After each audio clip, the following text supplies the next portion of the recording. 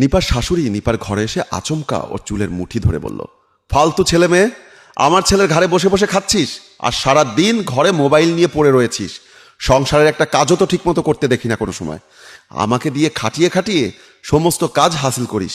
এই দেখ তোর কিরকম নোংরা ভিডিও সবার ফোনে ফোনে ঘুরছে। এবার কি আর সমাজে মুখ দেখাতে পারবো আমরা? ছি, তোর জন্য তো বাড়ি থেকেও বের হওয়া দুষ্কর হয়ে উঠেছে। নিপা যেন আকাশ থেকে পড়ল। শাশুড়ি মায়ের সব কি বলছে? শাশুড়ি মায়ের হাত থেকে ফোনটা নিয়ে নিপা তড়িঘড়ি করে ভিডিওটা অন করে দেখল সেখানে ওর খারাপ ড্রেস পরা অবস্থায় জঘন্যভাবে ভিডিও চালানো হচ্ছে একজন পুরুষ সঙ্গীর সাথে, যাকে সে কখনোই দেখেনি। নিপা ছলছল চোখে ওর শাশুড়ি মায়ের দিকে তাকালো আর তারপর কাঁদো কাঁদো গলায় বলল, কিন্তু মা, এগুলো দেখে তো আমি একটুও বুঝতে পারছি না কিভাবে এগুলো হলো। আমি তো কোনো দিন এই মানুষটাকে চোখেও দেখিনি, আর তাছাড়া এভাবে কখনোই ছবি তুলিনি। আপনি বিশ্বাস করুন, এতে আমার কোনো দোষ নেই, কোথাও একটা ভুল হচ্ছে। তাদের কথার মাঝখানে হঠাৎ দরজায় কেউ একজন এসেছে। দরজা খোলার জন্য রোমাদেবী দরজার দিকে এগিয়ে গেলেন। দরজা খুলে দেখলেন তাদের প্রতিবেশী লিলি এসেছে। এই হলো লিলি, এক কুটকাচালি প্রতিবেশী, যে কিনা সমস্ত হাড়ির খবর নিতে আসে আর খবর নেওয়া হয়ে গেলে চলে যায়। লিলিকে দেখে রমার মুখটা বেজার হয়ে গেল। রমা খুব ভালো করেই জানে লিলি এখন কি বলার জন্য এখানে এসেছে। মুখে মৃদু হাসি এনে রমা বলল, হ্যাঁ দিদি, বলো কি বলবে। লিলির চোখে মুখে তখন চরম কৌতূহল, যেন লটারি জিতে তার বাড়িতে খবর দিতে এসেছে। কি এমন বলবে কে জানে। আঁচলের ভেতর থেকে একটা বাটি বের করে লিলি মুখের সামনে ধরল রমার, আর তারপর বলল, না দিদি, তেমন কিছু না। আসলে রান্না করতে করতে দেখলাম নুনটা ফুরিয়ে গেছে, তাই ভাবলাম তোমার বাড়িতে আসি। তোমার বাড়িতে তো কোনো জিনিসের অভাব নেই, তোমরা বেশ বড় লোক, সবসময় ঘরে সব কিছুই থাকে।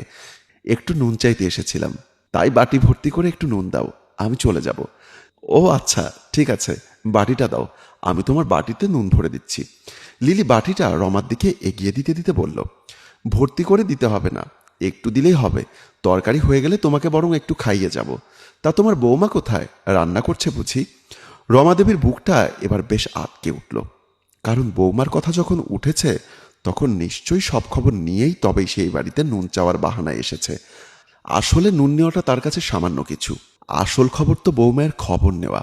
রমাদেবী নিজেকে সামলে নিয়ে বলল, ও হ্যাঁ, ও রান্না করছে। তা দিদি, তুমি কি তোমার বৌমার ভিডিওগুলো দেখেছ? নেটে কিন্তু ভাইরাল হয়েছে। আমি তো এসব বুঝি না, আমার মেয়ে হঠাৎ করে ফেসবুকে ঢুকেই দেখেছে, সেই তো আমায় দেখালো। সে আবার আমায় বায়না করছে তোমার বৌমা যে ড্রেসগুলো পরে এগুলো করেছে সেগুলো নাকি তাকে কিনে দিতে হবে। না না, ভিডিও বানাবে না। তোমার বৌমার মতো ওর কি অত সাহস আছে নাকি? ও নাকি সালোয়ারের নিচে পড়বে। তা তোমার বৌমা সেসব ড্রেসগুলো কোথা থেকে কিনেছে শুনি? একটু ডাকো না দিদি, জিজ্ঞাসা করি। ভিডিওর মধ্যে এরকম পোশাকে তোমার বৌমাকে দেখতে কিন্তু হ্যাপি চিকনা লাগছিল। কি ফিগার! আহ, তোমার বৌমাকে সত্যি যে কোনো পুরুষ দেখলে একদম চোখ আটকে যাবে দিদি। তোমার বৌমার সঙ্গে বিছানায় যে পুরুষটি ছিল সেটা কে গো? রমাদেবী তাড়াতাড়ি রান্নাঘর থেকে এক বাটি নুন এনে লিলির হাতে দিয়ে বলল, তুমি এখন এসো, আমাদের অনেক কাজ পড়ে আছে, পরে না হয় দেখাবো। কাজকলার মতো মুখভঙ্গি করে লিলির নুনের বাটিটা নিয়ে বাড়ি থেকে বের হয়ে গেল।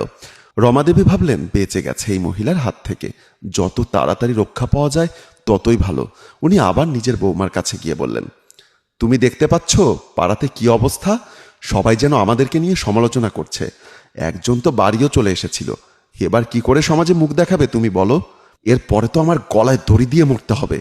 এগুলো করার আগে তুমি একটাবারও ফ্যামিলির কথা চিন্তা করলে না? আপনাদের কোথাও একটা ভুল হচ্ছে।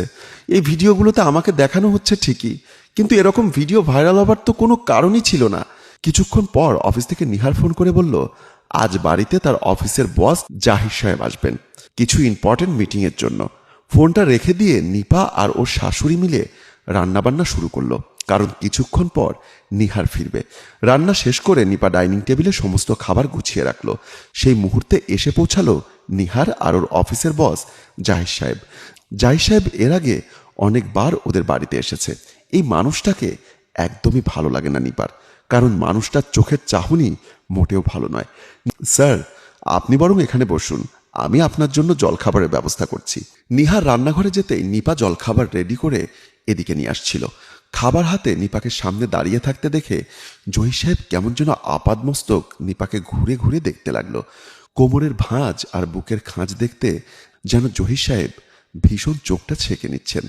নিহারও একটু আধটু জানে ওর অফিসের বস কেমন। নিহারকে পাশে দাঁড়িয়ে থাকতে দেখে ওর মা রমা দেবী বলল, নিহার তুই একটু এদিকে শোন, তোর সাথে কিছু জরুরি কথা আছে। নিহার ঘরে ঢুকতেই নিহারের মা মোবাইলটা দেখিয়ে নিহারকে বলল, দেখ তোর বউয়ের কত নোংরা ভিডিও ভাইরাল হয়েছে, পাড়া প্রতিবেশী সবাই জেনে গেছে। এরপরে আর আমাদের পরিবারের কোনো মান সম্মান থাকবে না। আশা করি এগুলো তুইও দেখেছিস। নিহার মুখ নিচু করে দাঁড়িয়ে থাকলো, কারণ এগুলো তার অজানা নয়। কিন্তু নিজের বউয়ের কথা মায়ের সামনে এসে কি করে বলবে? আজের বিহিত করার জন্যই তো নিহার এই সময়ে বাড়িতে এসেছে, হাতে নাতে অপরাধীকে ধরার জন্য। নিহারের বস নিহারকে ডেকে পাঠালেন। নিহার বসের কাছে যেতে উনি বললেন, নিহার আমি একটু বাথরুমে যাব, তুমি ততক্ষণে এখানে বসো। নিহারও আড়ালে তার পিছু পিছু তাকে ফলো করলো। তারপর সে দেখলো যা সন্দেহ করেছিল ঠিক তাই হয়েছে। বাথরুমের জানালা দিয়ে নিহার দেখলো জহির সাহেব নিজের ছোট একটা বাটন ক্যামেরা নিহারদের বাথরুমে সেট করে দিয়ে চুপচাপ বেরিয়ে এলো। নিহারের আর বুঝতে বাকি রইল না গত 15 দিন আগে জহির সাহেব এসেছিল তার বাড়িতে মিটিংয়ে, আর তিনি এভাবেই বাথরুমে ঢুকে চুপি চুপি বেরিয়ে এসেছিলেন। আর তারপর থেকেই তার বউ নিপার যত খারাপ ভিডিও ভাইরাল হয়েছে, তার মানে সবই এই গোপন ক্যামেরাতে রেকর্ড হয়ে গিয়েছিল। নিহারের হাতে কোনো প্রমাণ ছিল না যে সে তার অফিসের বসকে দোষী সাব্যস্ত করবে, কিন্তু এবারে নিহার নিজের ফোনের ক্যামেরা দিয়ে সমস্তটাই ভিডিও করে নিল। জহির সাহেবের ক্যামেরা সেটিং করাটাও তার ফোন ক্যামেরার মধ্যে রেকর্ড হয়ে গেছে। জহির সাহেব বাথরুম থেকে বের হয়ে এসে দেখলেন সোফায় নিপা আর বর নিহার বসে আছে, পাশে দাঁড়িয়ে আছে একজন পুলিশ অফিসার এবং তার উল্টো দিকে দাঁড়িয়ে আছেন রমা দেবী। সবার চোখ মুখ যেন রাগে জলজল করছে। জহির সাহেব বুঝতে পারলেন না ঠিক কি হয়েছে বা কি হতে চলেছে। হঠাৎ নিস্তব্ধতা ভেঙে নিহার বলে উঠল, এই যে স্যার, এটাই হচ্ছে সেই কালপ্রিট, তাকে অ্যারেস্ট করুন। ইনি 15 দিন আগে এসে আমাদের বাথরুমে বাটন ক্যামেরা লাগিয়ে দিয়ে গিয়েছিলেন, যাতে আমার স্ত্রীর খারাপ ভিডিও উনি ভাইরাল করতে পারেন। আজ আমি তাকে হাতে নাতে ধরেছি, তার সমস্ত ফুটেজ আমার এই ফোনের ক্যামেরায় বন্দি আছে। জহির সাহেব ভাবতেই পারেননি এভাবে তিনি ধরা পড়ে যাবেন। করজোরে বারবার ক্ষমা চাইতে শুরু করলেন নিপার কাছে। নিপা কষে একটা চট দিল জহির সাহেবের গালে, আর তারপর বলল, আজ আপনার জন্য আমি সবার কাছে অপমানিত হয়ে গিয়েছিলাম। আমি ভাবতেও পারিনি আপনার মনে এত নোংরামি বাসা বেঁধে রয়েছে। ভাগ্যিস আমার হাজবেন্ড বুদ্ধি করে আপনাকে আজ আমাদের বাড়িতে নিয়ে এসে হাতে নাতে ধরল, না হলে হয়তো সারা জীবন আমি অপরাধী হয়ে যেতাম। ভবিষ্যতে এরকম নোংরামি করার আগে আজকের এই শাস্তির কথা মনে রাখবেন। পৃথিবীতে আপনাদের মতো কিছু অমানুষের জন্য আমাদের মতো সহজ সরল মেয়েদের সুন্দর সংসার আর জীবন নষ্ট হয়ে যায়। বন্ধুরা, আমার এই গল্পটি যদি আপনাদের কাছে বিন্দু পরিমাণও ভালো লেগে থাকে, তাহলে অবশ্যই লাইক, কমেন্টস এবং শেয়ার দিয়ে সবার মাঝে ছড়িয়ে দিন। ধন্যবাদ সবাইকে।